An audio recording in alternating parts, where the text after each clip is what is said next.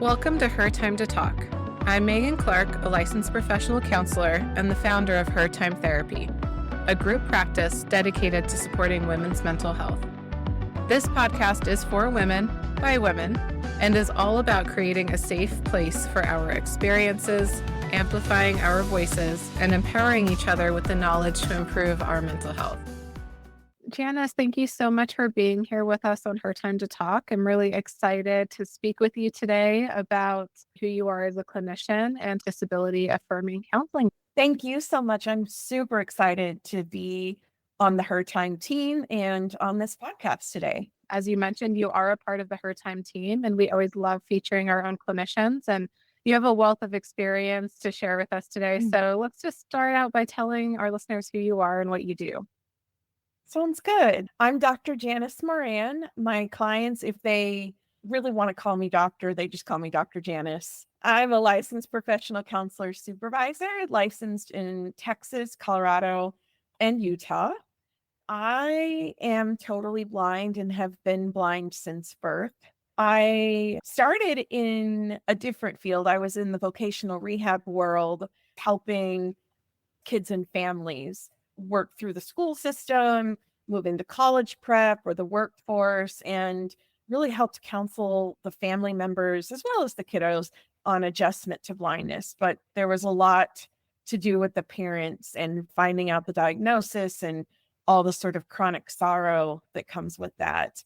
I'm an advocate at heart, and I feel like counseling is a prime way, even though it's more behind the scenes of advocacy work, because it helps teach people to be their own self-advocate and helping them to find their voice and use their own words to speak out for what they need. I have always been intrigued by counseling and psychology. I was that kid that everybody came to and told about their problems. I've always been excited to learn more about the brain and the mind and all the neuroscience stuff. I also wanted to be in this field because counseling is part of storytelling. I love how stories shape lives, and looking at the meanings that we make of things as humans. We're rational creatures and we'll make meaning out of anything. How that shapes our own story, and how even though we can't rewrite the past, we can reshape what we take from that and what meaning we make from whatever experience we've had.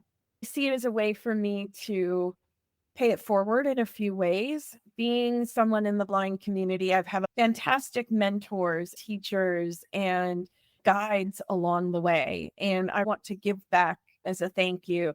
Pay it forward to people who need someone who gets it and can help them navigate those waters of adjustment to disability. And also sort of bringing in the new generation of counselors so they start off on a good foot and feel like they have their feet under them from the get-go. Mm-hmm. There's so many wonderful things you said there that I would love to dive deeper. Just to summarize, one of the big things you said that stood out to me is that at the end of the day, counseling is about teaching our clients how to advocate for themselves, no matter what problem they're facing. And ultimately, that is such a key skill to know how to do in order to have agency in writing our story and having influence over what happens in our lives. We're leaning a lot into talking today about disability-affirming counseling, and this is clearly one of your specialty areas, personally and professionally.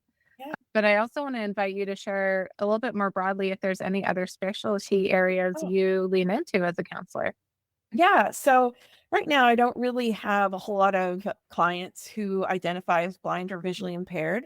A lot of the clients I see right now are women in overfunctioning roles where they take on a lot of the emotional, mental, and even physical load of relationships, as well as people who've experienced religious trauma.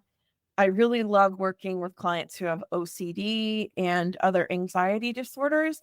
And I'm trained in EMDR to help clients work through and resolve trauma. And that's more about turning down the volume on the trauma. We can't get rid of the anxiety, but we can turn the volume down so that it's easier for us to tune things out so that we can get on with our lives.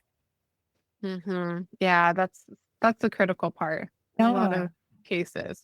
So you specialize in a lot of areas. You help the blind community and people struggling with disability of various kinds, but I also heard in there that you really specialize in supporting women going through burnout, Oh, yes. recovering from trauma, religious Narcissistic trauma. abuse.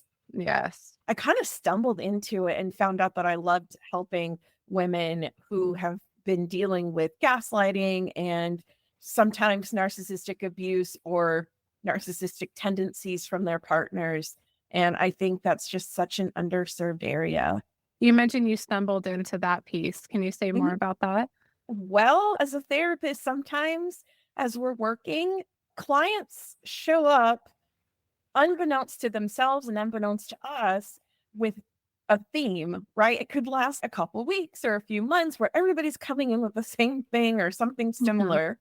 That's what happened. I was working with an EAP program, and about 5 or 6 women in a row came to me from the EAP program, employee assistance program, with relationship issues and really feeling like they couldn't fix things. They were the problems. They couldn't fix themselves, which, that's one to unpack. More often than not, these were women that had been in these really long term relationships and got so used to the quote unquote normal of how they were being treated, the lack of empathy, the lack of emotion, how the goalposts kept moving and moving. So that really led me to take a deeper dive into narcissism as sort of the umbrella for it all, to be able to spot it as well as to help these women move through those relationships and make an informed decision on what they want to do. 9 times out of 10, they do end up leaving.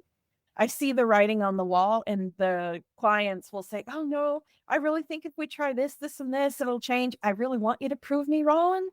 And no Mm. one's proved me wrong yet. I love that you pointed out that as therapists, we sometimes meet with clients day after day, week after week, and we see these patterns come up. And that's one of the big things that has spawned the creation of her time therapy or practice, Mhm. really leaning into specializing in women's mental health because of those patterns of no matter what our clients have going on, so many of them are wearing so many hats that they are Yeah. chronically burned out. They're in bad relationships where they don't have the ability to ask for what they want, let alone Mhm. receive it. These are things that are common across all of our clientele. But in addition to that, they may Mhm. also be dealing with a disability or a Mhm. chronic illness or a cancer diagnosis or a Yeah. job loss or some other major thing that is just piling on top of this consistent pattern of issues that fall under that women's issues label. And Yeah. I think that's why it's Absolutely. so hard for women to find the right therapist and the right mental health care. You have to Yeah. get that women's issue Mhm. pattern and whatever additional big thing is on top of that. Clients rarely come in with just one presenting issue. Can you take a moment and speak a little bit more to your educational background and your training that helped you gather all the skills necessary to Mhm. help people through these really complex situations? When I was an undergrad, I thought I was going to be some sort of advocate in government or for the UN. My major was political science and my minor was women's studies. It was through women's studies that I started joining social justice groups on campus and in my community, feminist groups, advocacy groups like that. Right after undergrad, I decided to get my master's in women, multicultural, and gender studies from Texas Women's University. That program is very much women of color centric, LGBTQ centric. So we learned a lot about the concept of the ideology of whiteness and white privilege. And it was for me the first opportunity in an academic setting that I really got to talk about what it's like systemically to be someone who is blind, to be someone who has a disability in a marginalized group, and a woman, but with some forms of privilege as well, just because I'm white, but then not because I don't fit the mold. So through that, I was able to write my thesis on how epistemological and ideological and hegemonic whiteness perpetuates ableism through Mhm. physical settings, through emotional, all the things. After that, I started working for the state of Texas in the Division for Blind Services. I started out as a rehabilitation teacher where I taught a lot of life skills, especially to people who had lost vision later. The mere thought of making a sandwich freaked people out because blindness is, unfortunately, in Western society, feared worse than death. So there's a lot of stigma around it, a lot of misconception, and people just don't know what to do. They don't know how they're going to live their lives. And so for me, that was really important to come in and be able to go to their homes and help them learn or relearn a lot of the skills so that they could do them in a non-visual way and feel successful and accomplished so they could start getting ready for an employment lifestyle. And from there, I became a transition counselor working with middle, high school, and college students, going to their individualized education plan meetings as a liaison with the school districts. I really loved working with the schools and being able to go into my kids' classes and observe all kinds of cool stuff. And a little bit later on, I sort of took on this half and half role because there weren't enough people to fill jobs. And I was a transition counselor as well as a blind children specialist. So I got to work with the littles and their families. A lot of these kids were more medically fragile. Vision impairment was what brought them in our door, but their needs were a lot more severe, and the bulk didn't always have to do with vision, but that's how we could sign them up and help them. It was just so interesting to see a lot of our problems or struggles that we might have when you go to someone's house and you're observing the mom and the physical therapist trying to get this like 8, 9-year-old boy to just roll a ball. It just puts Mm. a whole lot of things into perspective. And that really pushed me to become a licensed professional counselor. The program that I was in for my rehab counseling was dual track. So I got my LPC along with it. The reason I wanted to do my doctorate in family therapy was recognizing how we have a gap in our state services that does not have time or room to take into account the family systems in a way that really reduces the repetition, or as in criminal justice terms, recidivism, people coming back on the caseloads over and over and over, needing new services when they lose more vision. Because when they get all this training, or when they were sent to our residential center in Austin for intensive training, where they stayed there for a few months, they come home back to the same patterns, the same environment.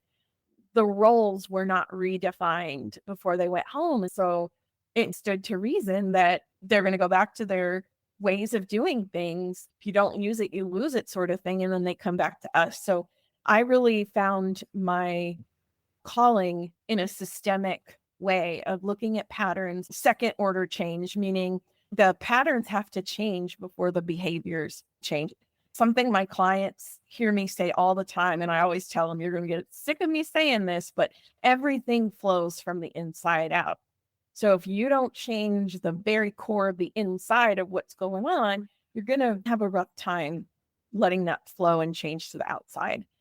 That was such a profound message that you're absolutely right. Everything does start inside and flows externally to that. And that is the space that we have the privilege of working with people in, of what's Yeah. happening inside and how do we work with that instead of against it. I want to highlight something you said a moment ago with working with people who were newly blind. This is something that is feared worse than death for so Yes. many. That makes a lot of sense. And it's a profound statement, recognizing that as someone who was born blind and has had the privilege to professionally and personally work with people adapting to this.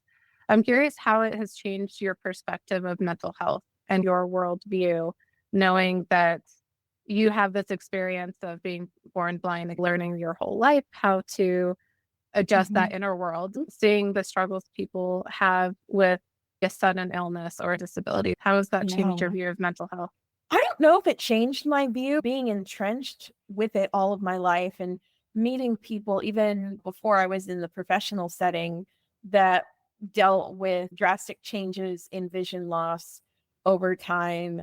It just enhances the need for mental health and social arenas to not even just let disability be in the narrative, but bring it to the forefront of the narrative. Any of us can be somehow disabled at any time.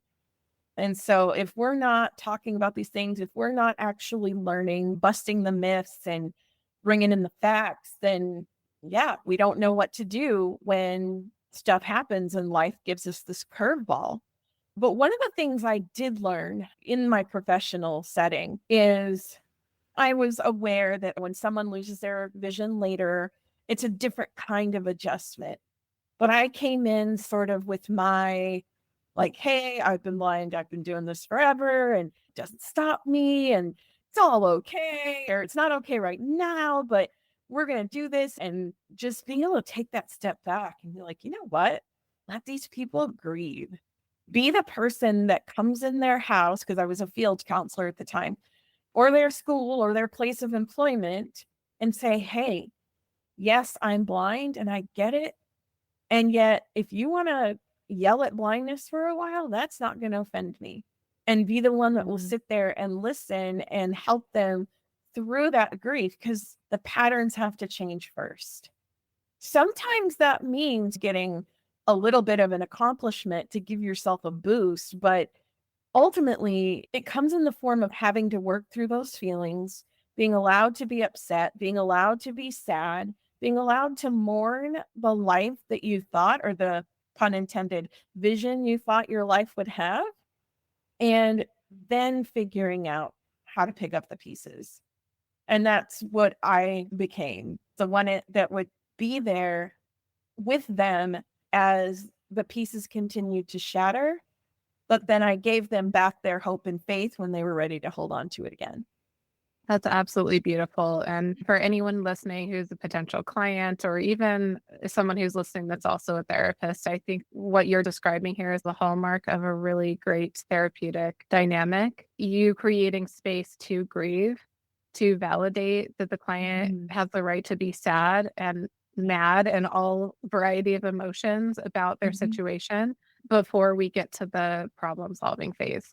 We Yeah. can't just jump over that space of grief and anger and get No. right to solutions. That is so important. Bringing it back to our topic of Mm. disability affirming counseling, Yeah. you made a really important statement that disability is the one thing that doesn't discriminate and it can happen to Yes. anyone at any time. So, with that in mind, I'm wondering what does it mean to you to really practice in a disability affirming way? Not just in terms of accessibility, but in terms of Yeah. worldview. What I'm going to say first is going to sound like it's common sense. And yet there are times when maybe it's not. But the biggest one is, don't assume. If you don't know, ask. My very first therapist as an adult, before we even got into why was I here today, she just launched into this thing about like, well, I can only imagine that you were isolated and you were really bullied a lot and you probably didn't have many friends. I just kind of got up and left. That is not why I was there. Why I was there had nothing to do with my blindness. I was a new counselor and was in supervision, all that stuff, but the imposter syndrome was real and it was big. And that's what I wanted to talk to her about. And her bringing that back to my blindness and writing a narrative for me that, again, goes along with the myths of blindness being so bad. I did not have the advocacy bone in that moment. So I just said, I'd like to have a chat with you, but right now is not the time. And we're going to need to cut the session short and I'll give you a phone call. About a week later, I called her and we had a really nice chat. She apologized and I didn't go back to her for therapy, but I really feel like she made some big leaps in her own journey as a therapist. And I feel good about that. Don't assume, do your cultural competence thing with disabilities as well. Do some research, because with any marginalized group, it's not our job to educate you, but we are happy, most of us, to engage in a thoughtful dialogue. If you've got questions, for me, I'm an open book. I don't mind questions. If they're asked in such a way that assumes, for example, When I was doing my women's studies program, one of my classmates asked my spouse, "Do you pick out her clothes?" And it really hurt my feelings. Not that they asked that question, it's just the way that you ask it. You can ask the same kind of thing in different ways that spins the narrative more to a positive of competence and skill toward the person Mhm. who can't see.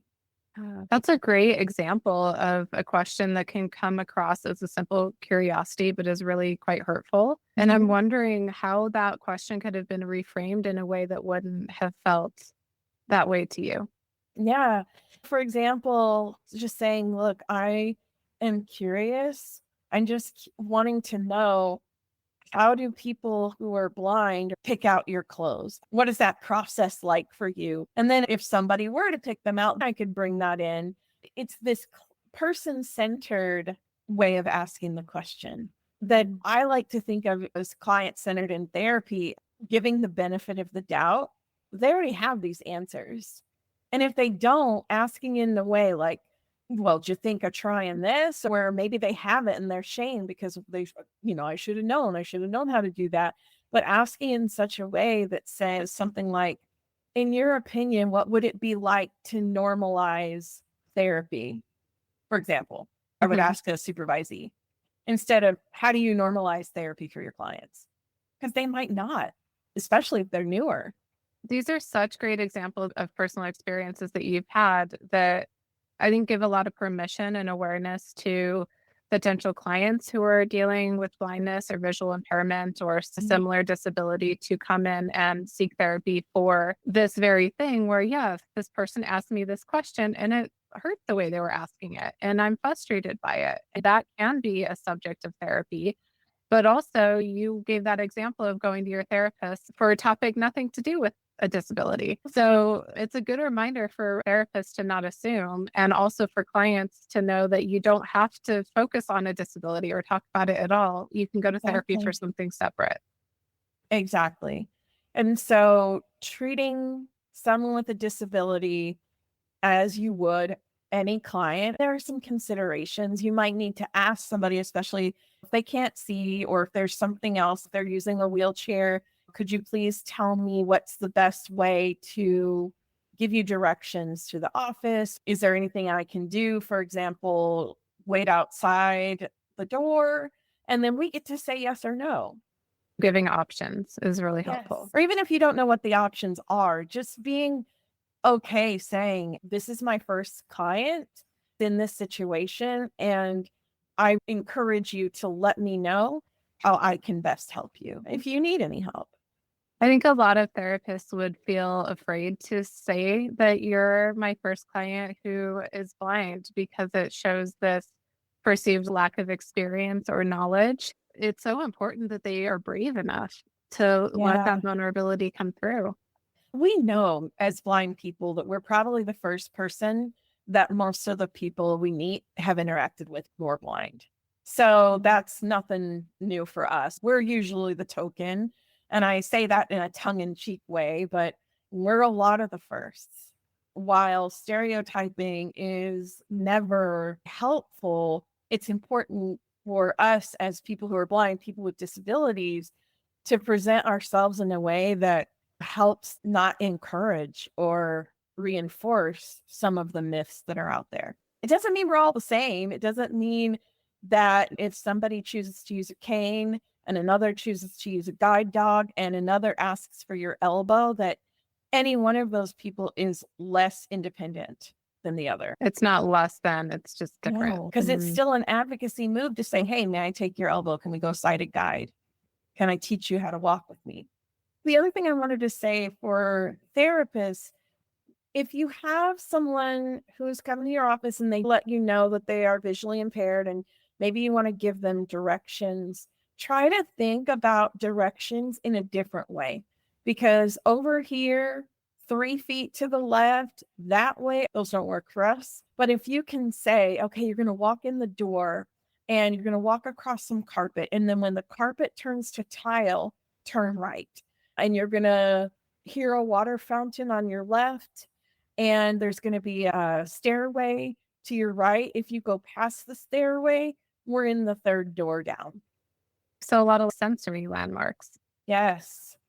Textures, sounds, and of course, sounds can change. So those are more clues than landmarks, but as many landmarks as you can give or changes, kind of like when you're giving driving directions at the bottom of the hill, turn left. We do that regardless, but don't think about it in terms of the whole process.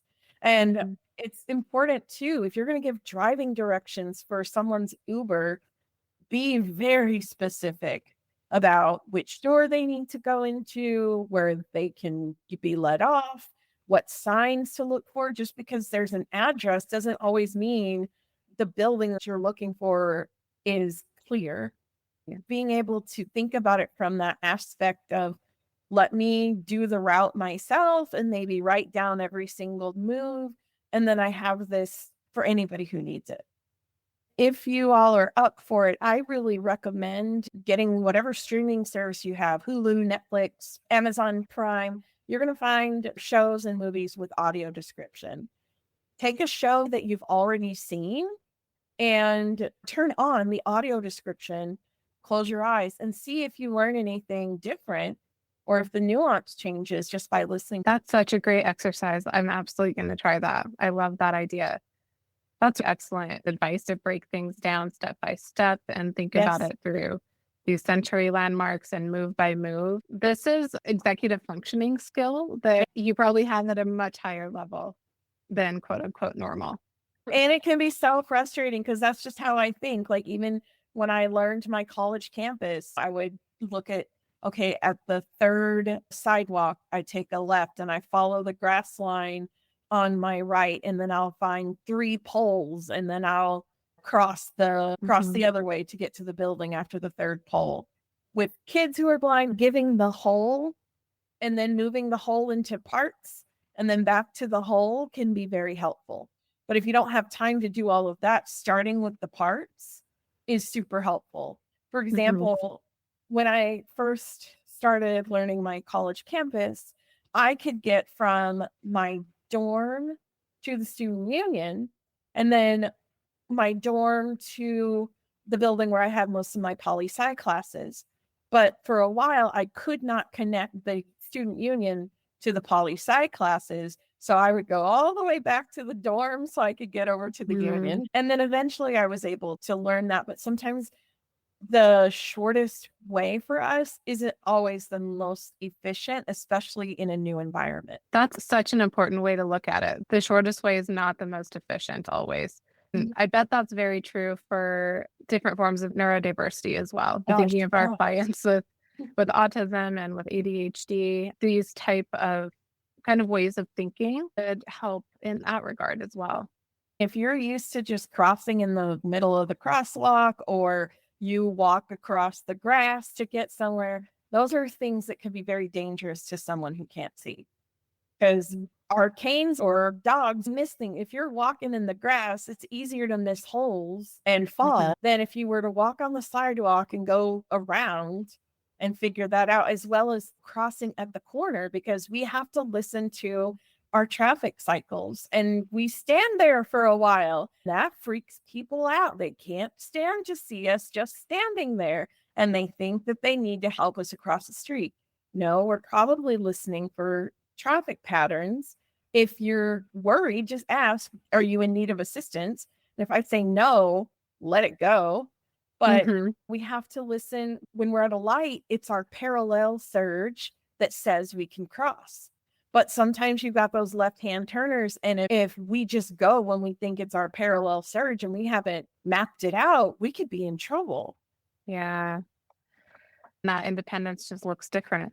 I imagine those that are newerly visually impaired would have a hard time asking for that kind of help and seeing it as an advocacy Yes. stance and a powerful thing to do rather than a Yeah. limiting one. Exactly, because a lot of times people lose their vision later, or teens that are slowly losing their vision, they don't want to be walking around with a cane. It makes them different. They don't want to be different. They want to blend in. There's that adjustment piece as well. Even if you're working to help normalize the use of a mobility device, that is still counseling.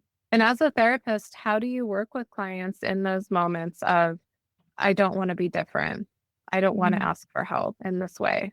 It depends on the client. Sometimes I'll give them scenarios that are exaggerated, but get my point across. Like maybe a scenario about being out somewhere and missing an amazing opportunity if all they had to do was ask, where was room 102? And also being able to say, it's okay that you don't want to. Validating their emotions. I didn't even wear my seatbelt. That's okay. It's okay that you don't want to, and it's okay that you don't like it. And yet, this is what we have to do. Both can be true at the same time. Right. There's a little bit of that radical acceptance. The both Yeah. and is my friend. I love the gray area, the liminal Yes, spaces. Yeah. absolutely. That's a huge intervention that I can see being really helpful to clients in a variety of situations where they just don't want to, but they need Mhm. to have that life that they're dreaming of. Exactly. And then, of course, the mirror activity where if this was your best friend and you saw them struggling like this, what would you think would be helpful for them? What would you Mm. want to say to them? And what makes you different? Yeah, it's really like helping clients identify what are those tools that you have to be the author of your own story and to Yes. control what you do have control over. Yes. And that internal locus of control. I want to bring us back to these assumptions. You made a really important statement about how, as a blind person, you expect that for a lot of people you interact with, you might be the first blind person they meet. Mhm. And I'm assuming, as a therapist that is blind and works with a variety of clients, not just those with a visual impairment, you will work Mhm. with seeing clients too. What are some of the assumptions that you need to clear up for clients who have never worked with a blind therapist before? What is interesting is in my whole time of doing this outside of the blindness realm, when I worked for the state, is that the landscape has changed and less people care about that. And it was so refreshing for me. I've only had one client. It was a kiddo and their parent that brought them.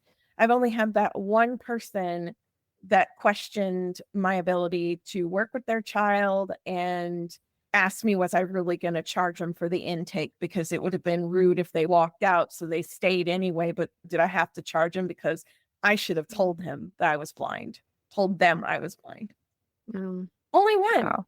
It's such a contrast from when I was first out of grad school and looking for a job in the early 2000s and coming across so many barriers. My resume said what it said and get the interview, show up with a cane, and automatically their mind is made up.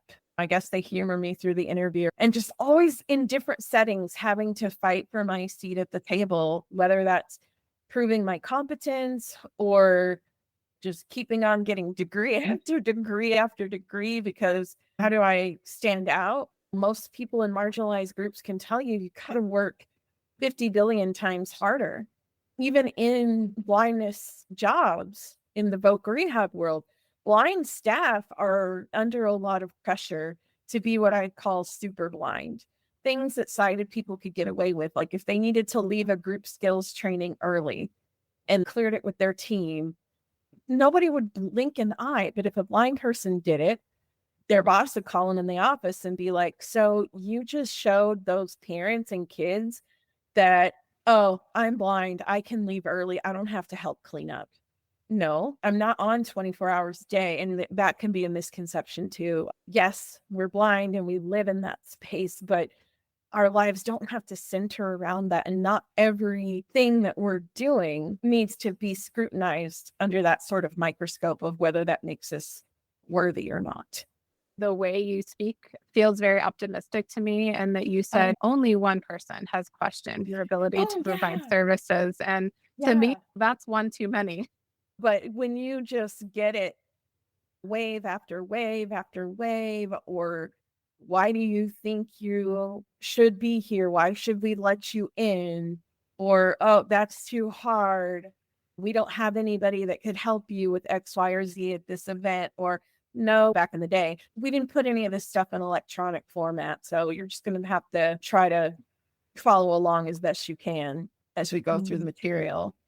I found another amazing shift in this landscape when I started teaching at Texas Women's University as a graduate teaching assistant. My very first class was in issues in parenting education. Nobody dropped my class that entire semester.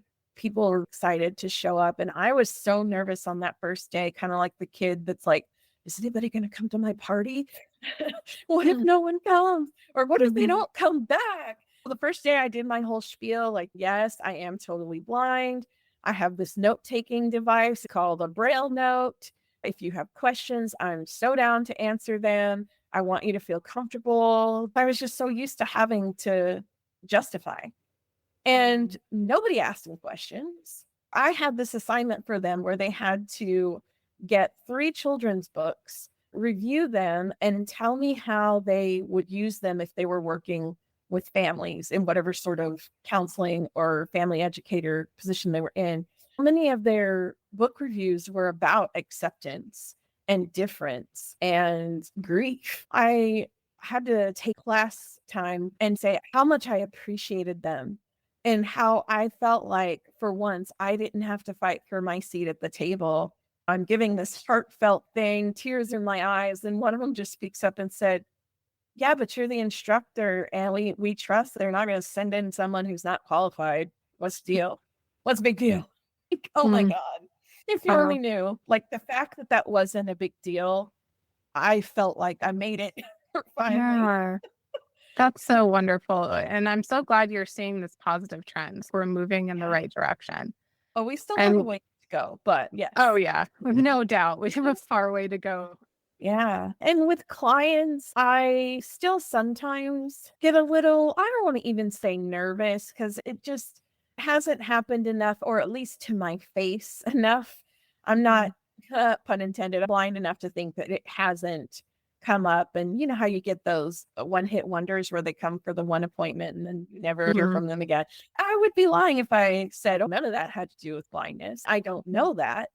But I do make it a point, I disclose. If you are someone with a disability, you get to choose when you disclose, if you disclose, and how you disclose. For me, I like to do it up front because I don't want you to waste your time or mine if this is going to be a problem. I like to bring in humor. And when I'm sitting across from them on the screen like this, I'll say, just a heads up, if it looks like I'm not looking at you, it's because I'm not looking at you. I'm looking in your direction, but I'm totally blind. If that brings up questions for you, I want you to know that this is a safe place to ask those questions. That disclosure makes all the difference for potential clients and acquaintances that interact with you. It makes it okay to ask those questions. And there's a lot of Absolutely. power in humor. This is amazing modeling for those struggling with disabilities or new to that world and don't know how to handle it and develop relationships with Mhm. that. I will say too, my parents were rock stars. They made sure I wasn't sheltered. My mom would say, you're going to go out and fall off a bike and scrape your knee just like your brother. If you don't do that, we haven't had a good day. She Mhm. would joke like that. They didn't pull punches with me either, but they would advocate fiercely to some points of embarrassment when you're a kid. But now it's like, wow, I'm so glad they did that.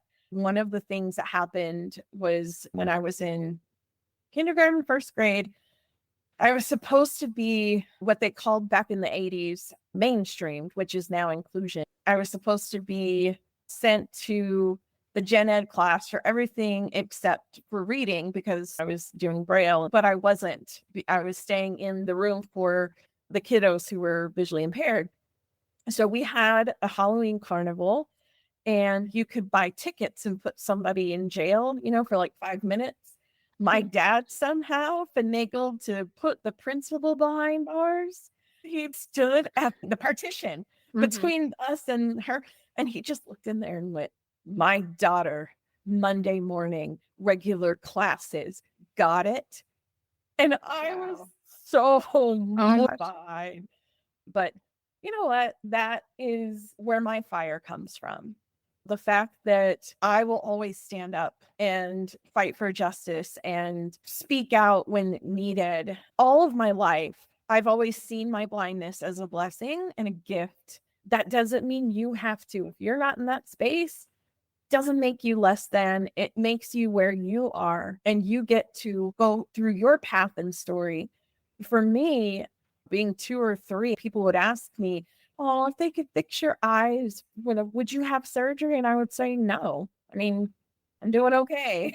For me, I've had so many opportunities that led to some great things because of it, or at least that were spurred on by it, getting to go to different legislation leadership programs, going to Capitol Hill and talking about legislation that affects people who are blind, having an internship in DC with the American Council of the Blind, and even stuff as a kid. I find it such a great gift for me, and I wouldn't change it for anything. I love to hear you say that. And I'm so glad that's your experience and the perspective you hold now for yourself and Yeah. anyone else listening that is not yet in that space and needs to know it's possible. I will say too, when I was 2 or 3, about the same age, we were watching something on TV and it had Stevie Wonder and Ray Charles, and my mom was like, "Well, you know what? They're blind too." And I got so mad. I was like, "No, they can't be blind. That's my thing. I be special." Right? I'm going to take us back for a moment. Yes. So you started off by explaining how, in the beginning of the session, meeting with a new client, you are very transparent about the fact that you're blind and Mhm. what that may mean or how it would look different, if at all, for clients starting therapy. I'm wondering if you can talk about any other things that you do as part of your therapy process that may be a little bit different or that clients would need to know about because of your blindness. Yeah, and it reminds me of something I was gonna say about clinicians as well with clients. Even though I can't see their body language, I know what's going on, and I will call you out. Luckily, I get the clientele who appreciate that. I can tell what's going on by the way things sound, the intensity of pauses, shifting. You can hear nonverbal cues. If you bend your head and put your hands over your face, it sounds different from when you're sitting up Hmm. straight. There was this one couple when I was seeing clients in person, and one of the partners really didn't want to do couples therapy. They were there to humor their partner. At one point, I stopped whatever we were talking about and said, "Excuse me, I would really find it helpful if you wouldn't text right now, because I'm not sure you're going to get much out of this session if you're texting while we're working here." Wow. I bet they were shocked. Oh, yeah. They were just like, "How did she know?" I'm like, "I just know." Like that mama voice. Like, I know what you're Mhm. doing. The nonverbal cues, I can really pick up on so much of the subtle nuance, or, "Wow, you just heard that in the way I said hello," or whatever the case may be. On the technological side, I will say, "Hey, if the video freezes or something, you're going to have to let me know because I'm not going to know. And Mhm. if you don't want your camera on, feel free to turn it off because it's not doing me any favors and I have mine on for your benefit."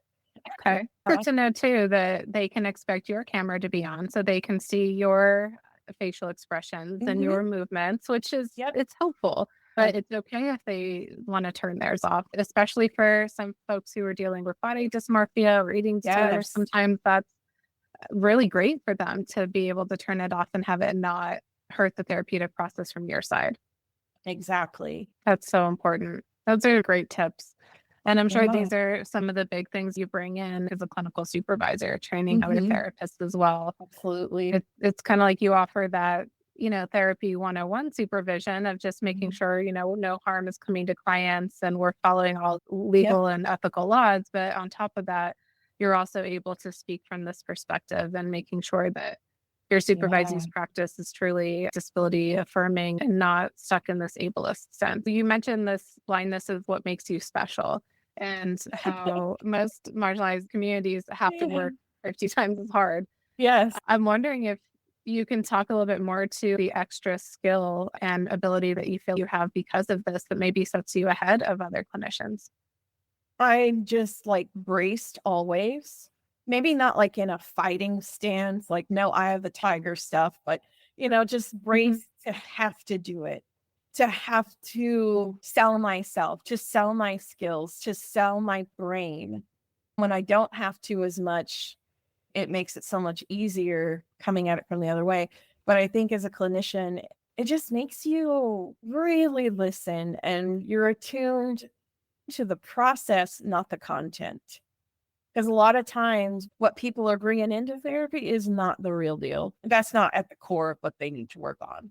It's almost like you get to see what the people are not saying because Yes. you're able to really listen for something that is maybe not going to come through so clearly to someone who's Mhm. focused on the body language or the visual expressions. You're actually hearing something that is not so obvious to others. Yeah. Being someone who's blind and who talks in metaphors, I give gardening analogies and swimming analogies. I even give driving analogies. And one of the jokes I like to make is, you know what, you're in the driver's seat. Thank goodness I'm just the navigator because you wouldn't want me driving your car. That's great. So just and it also sort of when we can be vulnerable with our clients, obviously appropriate disclosure, when we can be vulnerable with our own humanity, it helps them to remember that we're people too. We have feelings too, and it Mhm. helps them to want to open up more. Yeah, absolutely. And that takes a lot of bravery to show Yes. that side of ourselves as professionals, and yet it can make all the difference Yeah. to this clinical work of the very subtle things that we have to pick up on as therapists. And in particular, with your work doing EMDR therapy and helping Yes. clients through trauma, there's so much that is very subtle we need to pick up on. And I'm curious if you could speak a little bit to that and if there's any modifications that you do with trauma therapy to notice these shifts that clients will give us. Yeah. So EMDR, I love it. It was a game changer for me. Obviously, you don't have to do the eye movements. Francine Shapiro even said that if she'd had it all to do over again, she would not have called it eye movement, desensitization, reprocessing. So we use tapping.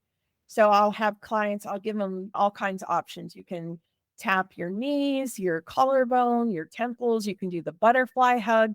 The point is to have that bilateral stimulation where you're tapping one side then the other side. That mimics what our brain does in REM sleep when it's processing the subconscious junk of the day.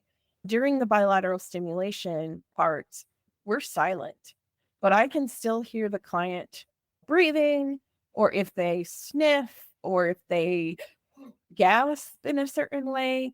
And I know that when we get to the end of that set, we're probably going to have something that came up to be able to say, okay, I think we need to bring what's called a resource in. A resource can be anything, a person, place, or thing, real or fictitious, that helps embody the sensation that you need, whether that's comfort, safety, or confidence. I might say, let's do a resource. Let's either bring in the figure of your grandma, or let's do calm, safe place and help you get out of that flooding. But 9 times out of 10, we don't have to do that because the brain does it during the bilateral stimulation. And then when we're doing our debrief, when I say, tell me what came up for you in this set, they're able to condense that down into a couple of sentences.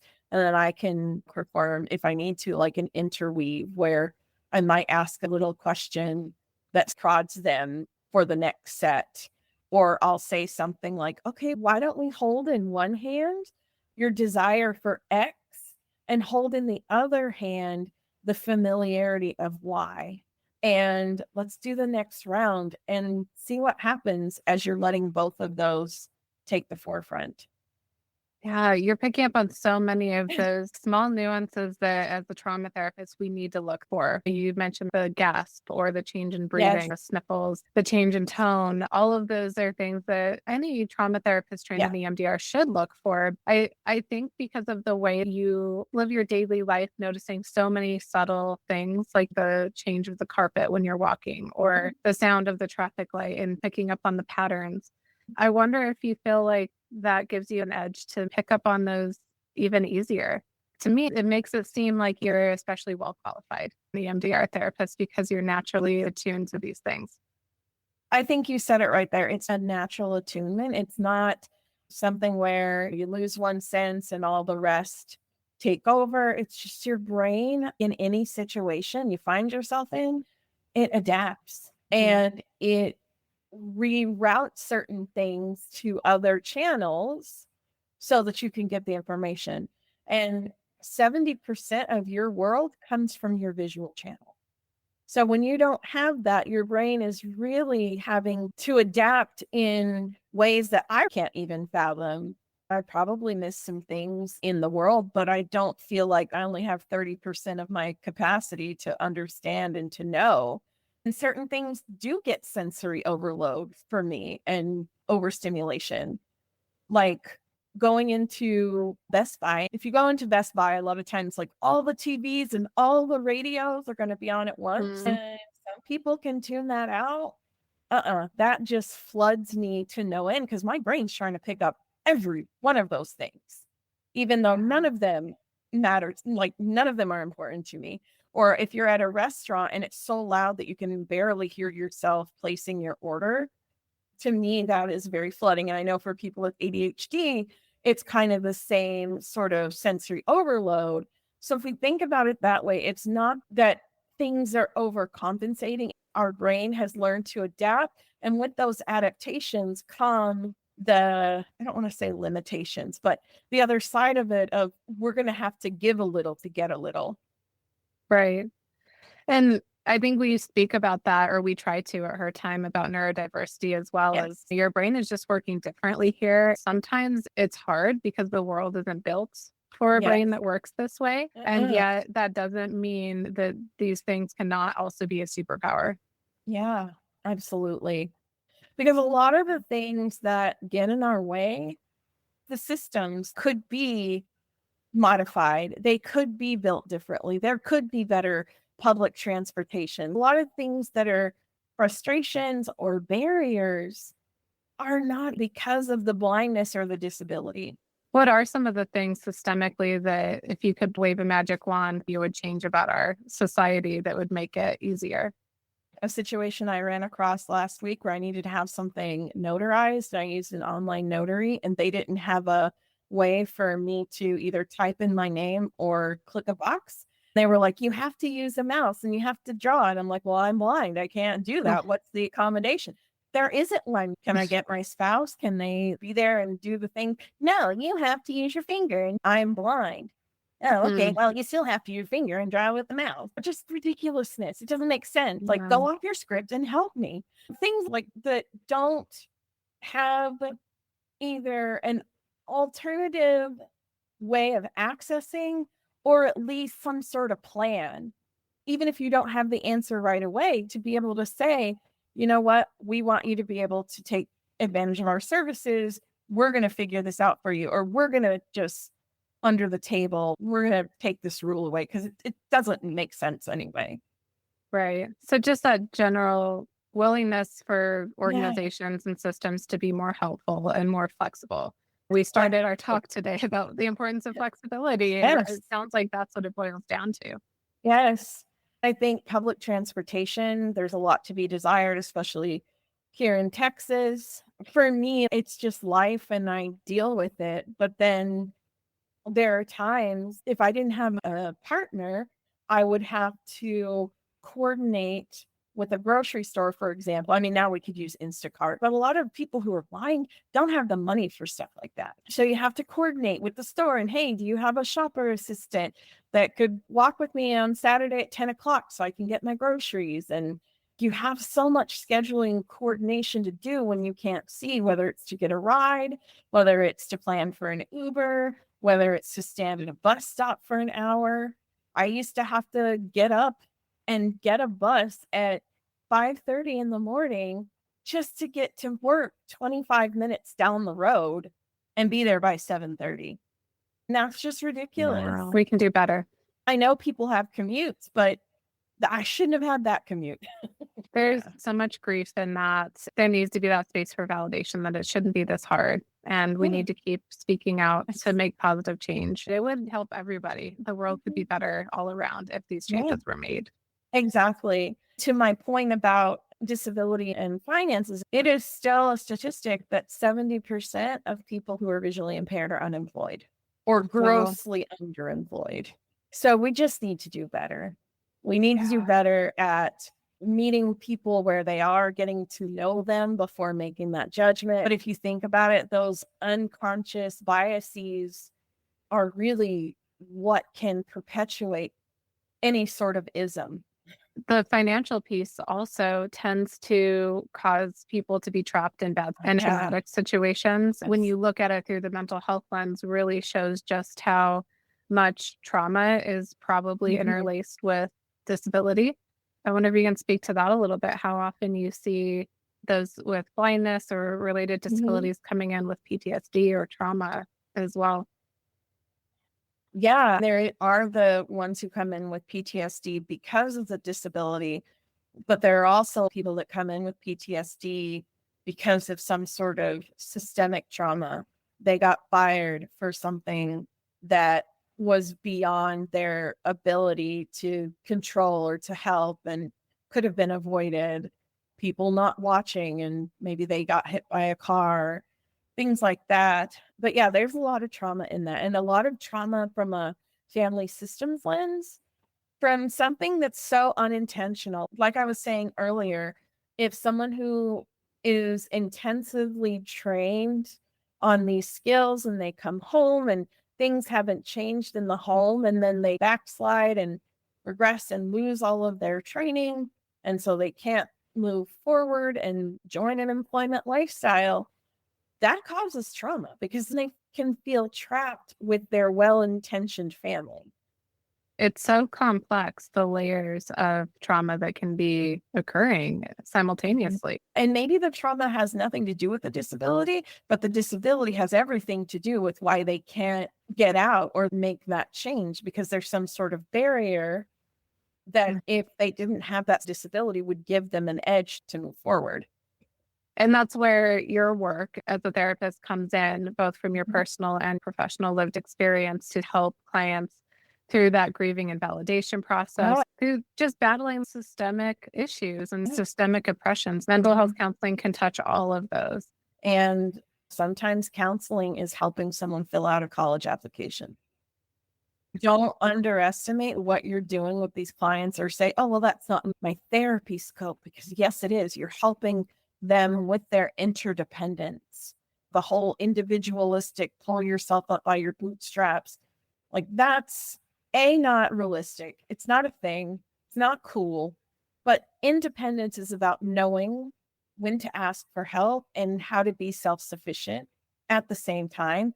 And for that, it's interdependence. As therapists, if we need to help someone get resources like information about a food bank, helping with a job application, or getting their college application filled out, then by all means, that is medically necessary. Therapy is a safe place to come in and ask for help on any Yes. task, no matter how seemingly small. And Yeah. that's where the empowerment comes in. I've spent whole sessions with people who lost their vision on, okay, so what are the ways that I can tell when meat is done? And how do I don't know, pour a drink without going over and spilling?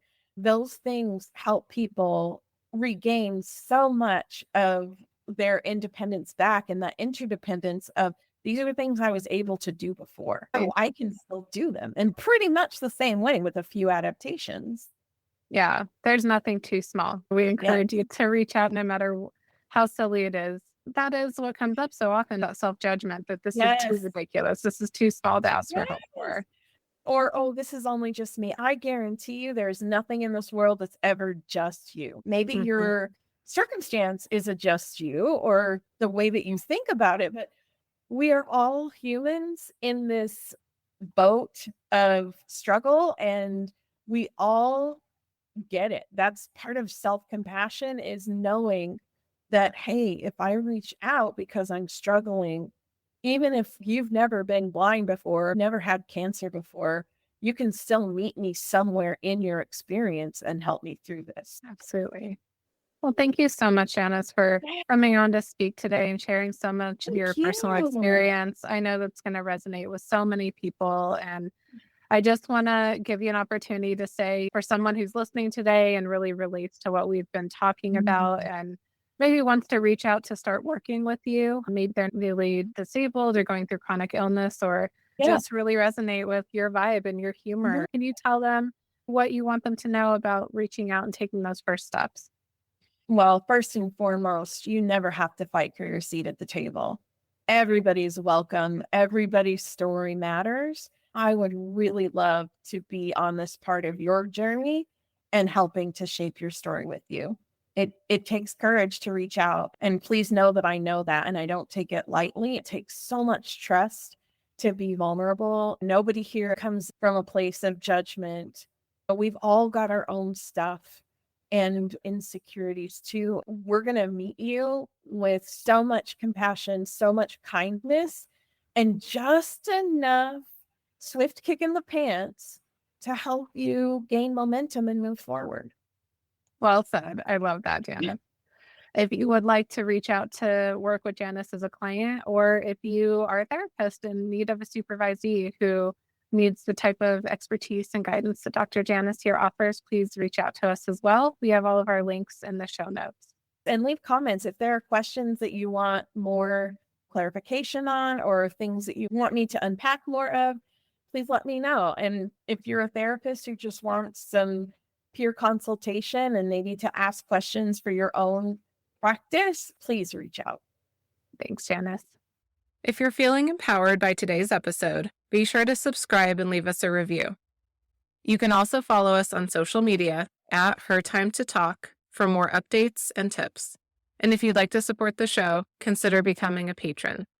If you're ready to take the next step in your mental health journey, visit hertimetherapy.com and schedule a free consultation with one of our therapists. Thank you for taking the time to talk today. Remember, your story matters, your voice is powerful, and your mental health is worth prioritizing. Until next time, take care of yourself. This is your time. The information shared on this podcast is not intended to be personal mental health advice, and listening to this podcast does not create a therapeutic relationship between the listener and the therapist featured on this podcast.